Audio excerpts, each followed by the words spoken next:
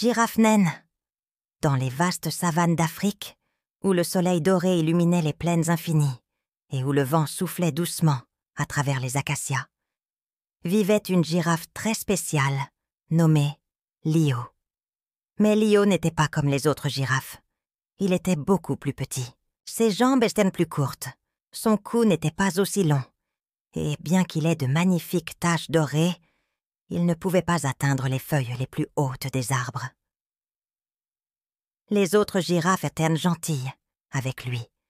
Mais parfois, elles riaient lorsqu'il essayait d'attraper les délicieuses feuilles. « Mais tu es une girafe? Pourquoi ne peux-tu pas atteindre les hauteurs comme nous ?» demandait-elle avec curiosité. Lio soupirait souvent et se demandait pourquoi il n'était pas aussi grand que les autres. « Peut-être que je ne suis tout simplement pas fait pour être une vraie girafe, » pensait-il tristement. L'acacia. Magique un jour, le vieux sage éléphant Bako lui parla d'un arbre spécial, profondément caché dans le cœur de la savane, l'acacia magique.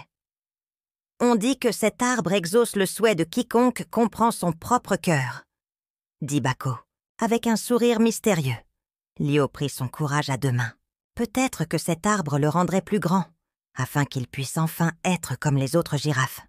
Il se mit donc en route, accompagné de son meilleur ami, le malicieux suricate Miko. Le voyage fut long et rempli d'aventures.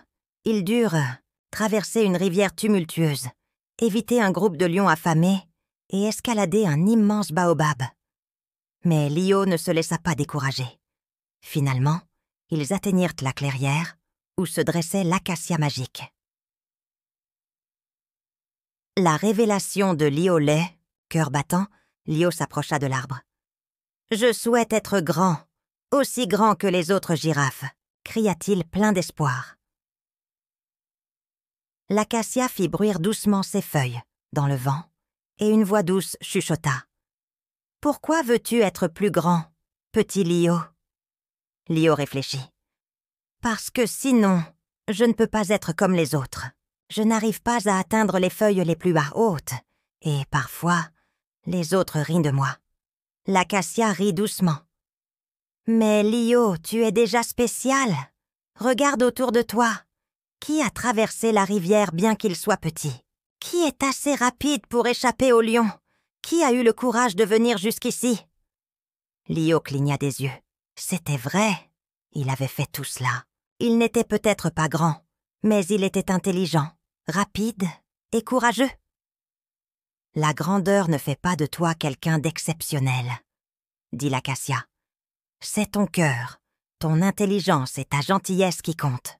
Sois fier de qui tu es, petit Lio. » La grande force de Lio Lorsk. Lio rentra chez lui avec Miko. Il se sentit plus léger. Pour la première fois, sa petite taille ne le dérangeait plus. Au contraire, il réalisa toutes les choses qu'il pouvait bien faire. Bientôt, les autres girafes remarquèrent à quel point Lio était spécial. Il pouvait atteindre des endroits inaccessibles aux grandes girafes et trouver des fruits délicieux que personne d'autre ne voyait. Et lorsqu'une tempête balaya la savane, c'est Lio qui trouva le meilleur abri pour sa famille. À partir de ce jour, Lio sut que la taille n'avait pas d'importance quand on a un grand cœur. Et tandis que le soleil se couchait sur la savane, Lio s'endormit paisiblement dans l'herbe haute, un sourire heureux sur le visage, fier d'être exactement comme il était, fin.